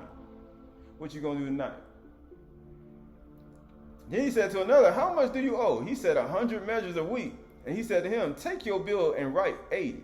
The master commended the dishonest manager for his shrewdness. For the son, see, there's a stipulation. You just can't just be like, yeah, you know, I done did all this oppressing people. Man, you better start giving discounts. You better start pardoning some debt. How else you gonna get in? How you gonna keep your job? People say, I want to keep my manager job over the shepherds. You know how the shepherds got to be over the flock. You say, you want to keep your manager job?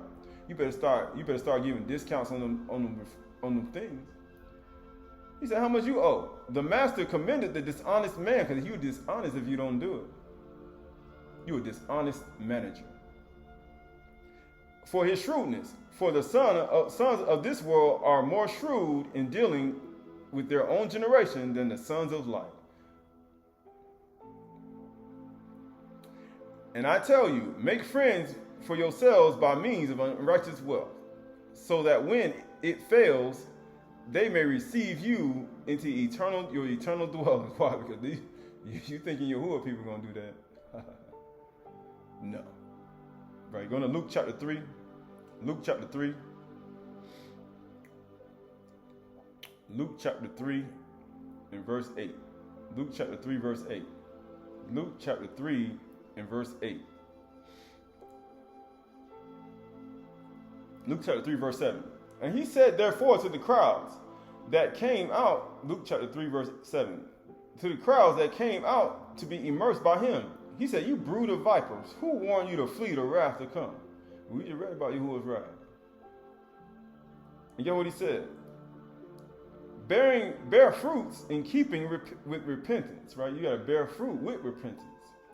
Get what he said? And do not begin to say to yourselves, we are Abraham as our father. Now you see why he said, man, make from unrighteous wealth, man. These people right here. Watch this. For I tell you, Elohim is able from these stones to raise up children for Abraham. Even now the axe is laid to the root of the trees. Every tree, therefore, that does not bear good fruit is cut down and thrown into the fire. And the crowds asked him, what shall we do? Man, what are we going to do? And he answered them, whoever has 2 tunics is to share with him who has none. And whoever has food is to do likewise. They ain't got none. Tax collectors, taxes. Tax collectors that work for people, right? Also came to be immersed and said to him, teacher, what shall we do? And he said to them, collect no more than what you are authorized to do. He said, man, look at what people do today. They doing way more. They doing way more unauthorized stuff. They ain't supposed to be doing it. And he said, how you got that job and you saying you believe in Yahushua Mashiach? How you even working there? He said, you better get some discounts. There's no way in the world. And he said to them, collect no more than you are authorized to do. And the soldiers also asked him, what shall we do? And he said to them, do not extort money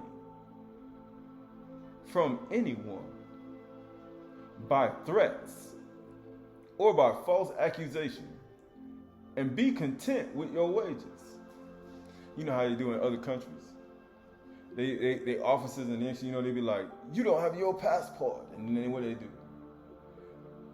We're going to throw you in prison and extradite you if you don't give us 20 rand or 100 shekels. Or they try to threaten you to get some extra cash on the side. Then they talking about they believe in Yahushua and you give them the money because you scared. He said, there ain't no salvation type of behavior. Guess what? As the people were expectations, and all were questioning in their hearts concerning Yochanan, whether he might be the Mashiach, Yochanan answered them, all saying, I immerse you with water. But he who is mightier than I is coming. Man, the master of the house coming, boy. Y'all have no, the master is coming. The chief manager, the one who manages all things. He says, he's coming. The straps whose sandals I am not worthy to untie. People be thinking that they can do that too. He said, man, you unworthy to untie. He will immerse you with the Qudash Ruach and fire. He said, I wish it was already kindled. I got a lot of correction to make.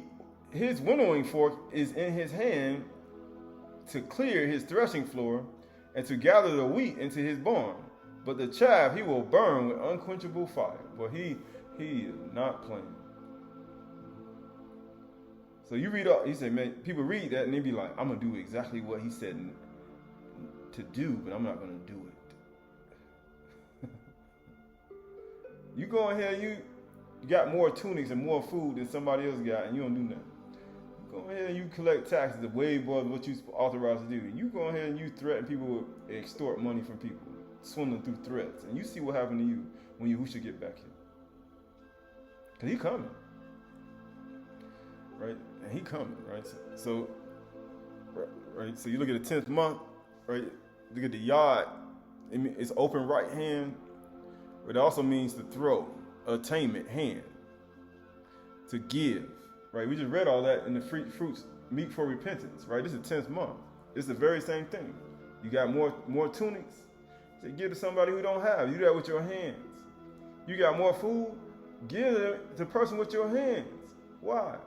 It's wintertime. What does people got? Ain't nothing growing. There's nothing growing.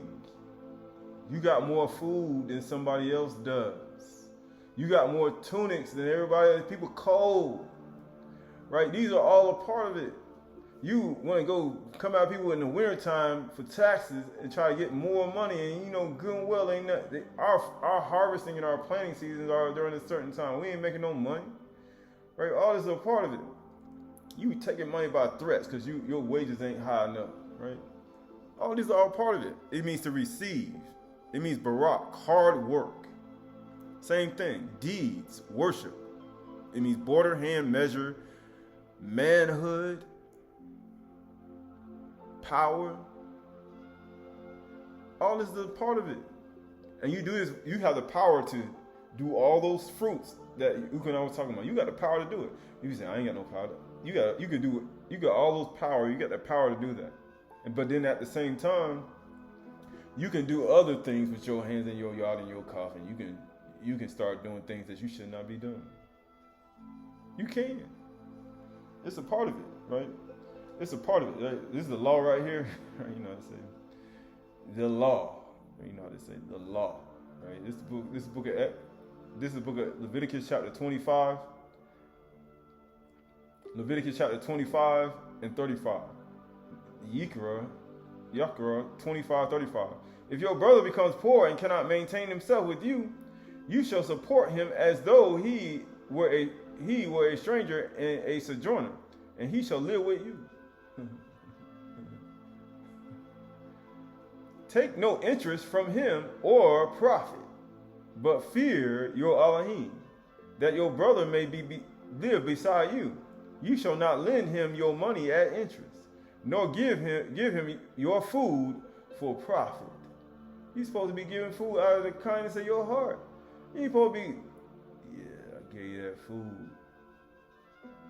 Give me something in return, profit. Right? You got more food than he do. You got more tunic than he do. I am Yahuwah your Elohim, who brought you out of the land of Mizraim to give you the land of Canaan and to be your Elohim. So you gonna do opposite.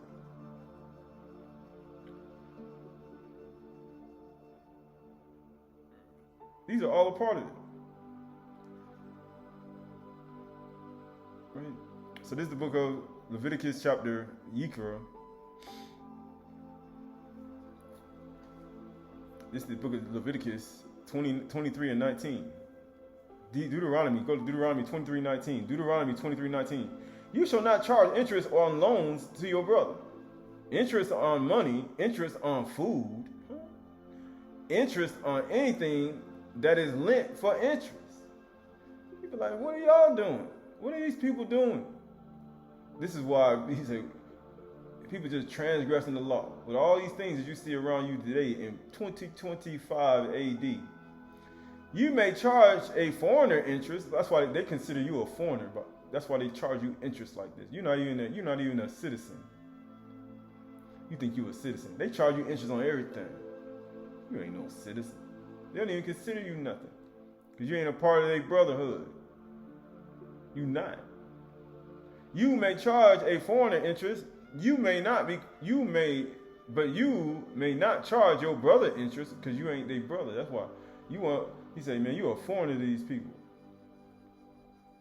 That's the only reason they charge you, because you ain't a part of their brotherhood. The other people that's a part of their brotherhood, they don't be charging interest. They go to the bank and they get everything they want. You go, it's not the same. I'm telling you, it ain't the same because it ain't yours. You weren't born into this system. You weren't born into this whole thing. They're not going to do the same thing for you. They're not. That Yahuwah your Elohim may barak you in all that you undertake in the land that you are entering to take possession of. Who took possession of your lands and your money and your thing? They took possession of it. And then what did they do? They charge you interest because you're not their brother. Brother. Liar. I'm your brother. Liar. No, you're not. They don't even believe you. It's Deuteronomy 23:19. They don't even believe it. You're not my brother. Brother. No, you're not. Right?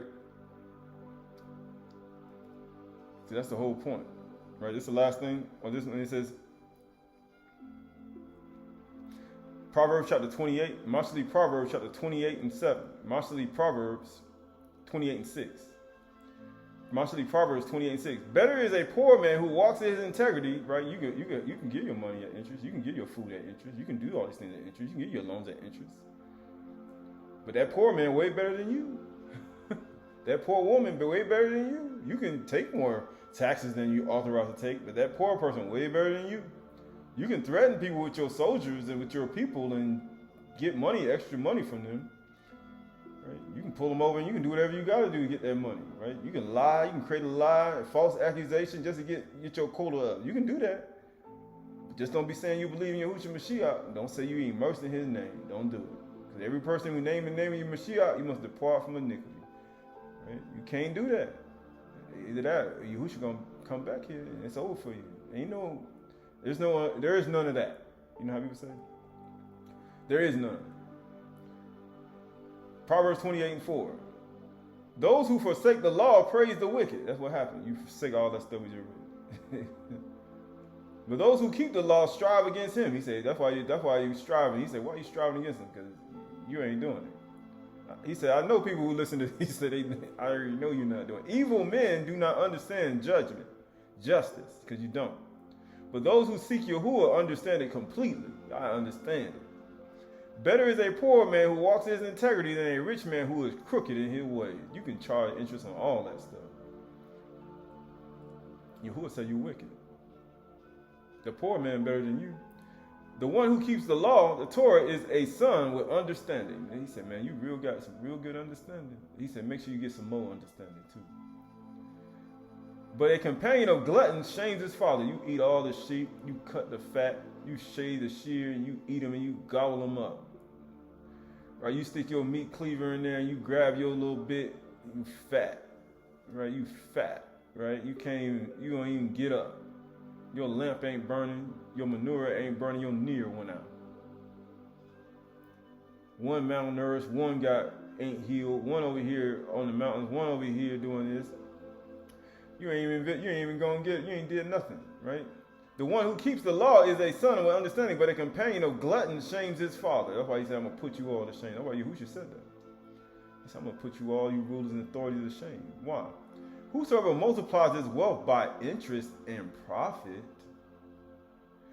gathers it for him who is generous to the poor. But that's all you're doing. It's just for get generous to the poor.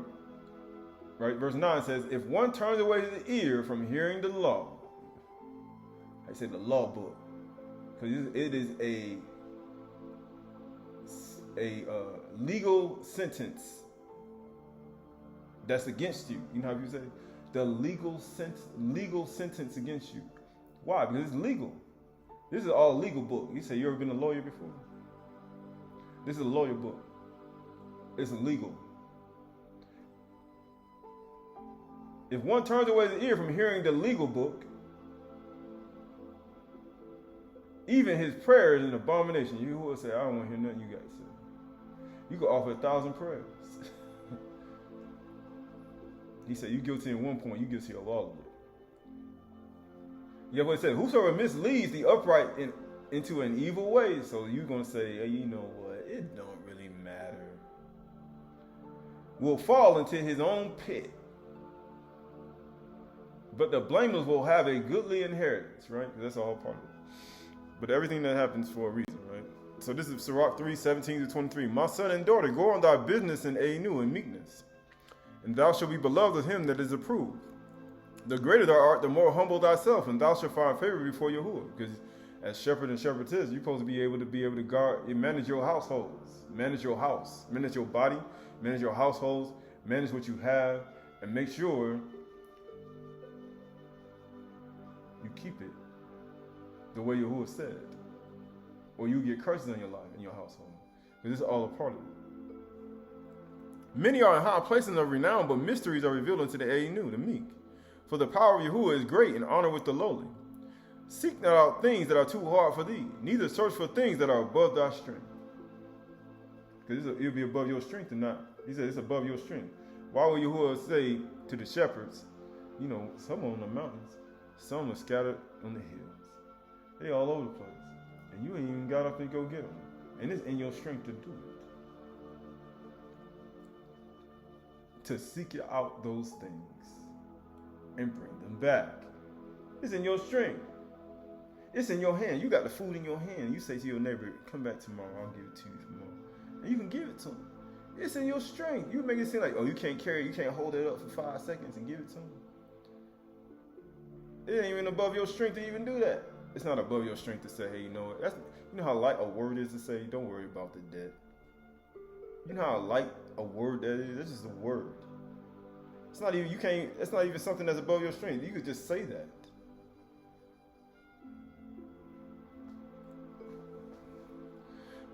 Seek not out things that are too hard for seek out not out things that are too hard for thee, neither search for things that are above thy strength. But what is commanded thee, think thereupon with reverence. Why? For it is not needful for thee to see with thine eyes the things that are in secret. He said, it ain't needful for you to see that. He said the secret things are from Yahuwah, right? But those things that are revealed belong to us and to our children. And he said the other shepherds and shepherdess, they're going to come after you, that's going to do the very same thing you do. Because if you got perpetual hatred, you know the testament of God says, when they got hatred in their heart, they can't hear the commandment saying, love one's neighbor as you love yourself. He said they can't do it. You got that perpetual hatred. Man, blood everywhere. Yahuwah say, I'm going to make blood. I see blood everywhere. He said, I got you. Don't worry about it. Make sure you're strong though with your envy, jealousy, and your hatred and your anger. But what is commanded thee, think thereupon reverence, for it is not needful for thee to see with thine eyes the things that are in secret. Be not curious in unnecessary matters. He said, unnecessary matters, when you're curious in unnecessary matters, it's going to take you away from your things you're supposed to be doing. For more things are showed unto thee than men, women, and children, and the animals. And Malachi understand. So we look at that. We look at Yahushua Mashiach. We look at him as the good shepherd. Because he's a good shepherd who laid down his life for the sheep and stood in the gap for us from the robbers and the crew that was coming to take us. And he said, smite the shepherd and the sheep were going to be scattered.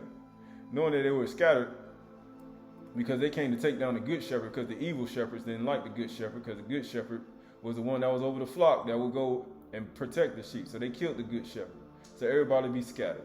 So nobody would actually understand what unity was. That's the only reason they killed the good shepherd. That's why you crucify Yahushua afresh and you bring him to an open shame. Because you don't want nobody to like the good shepherd. You want the good shepherd to be dead again. So all the sheep be scattered again. That's the only reason you kill the good shepherd again and bring him to an open shame. But the good shepherd is alive and he's forevermore, right? And everything that he's given and everything he's given to his managers, whether you're a manager of a household, you're a manager of people, you're a manager of sheep, or you're a manager over just anything he gave you, understand, he only gave it to you just to see how good of a manager you are. But these are all a part of his understanding. And though they go in, may swindle you and extort you and lie to you and create all these things around you and try to destroy you on the mountains, just understand, Yahuwah watched them too. And he said, you know what? Why did you do that? But nobody will escape. Absolutely no one. So we look at Yahushua Mashiach, we look at the love that he's given, and the extended right hand, his yard. But he is not a traitor. And he is definitely not a person who will not feed his sheep and leave them malnourished and leave them not healed. For that is not Yahushua Mashiach. But he is not, and when you see you on the mountains and you scattered, and he going to come find you. And he going to lead you and guide you into all truth. And he going to send his helper to help you, his manager, in the Ruach of truth. It's unseen to those who hate you. And guess what? He's going to lead you into all the things that you never knew and that you never understood. And he's going to lead you to it. And He's going to show you things to come. Things that other people don't know, you're going to know what's to come so you can be a good manager again. Because they want you destroyed. But not even knowing, He done revealed you things to come. And He said, you know what? Cast your nets here. Plant your seeds here. And wait. And you will see. Everything they said comes to nothing. For Yahuwah is my shepherd. He said, you have no lack. He makes me lie down in green pastures. He leads me beside the still waters. Matter of fact, He leads me by the ocean, young, and He restores my soul.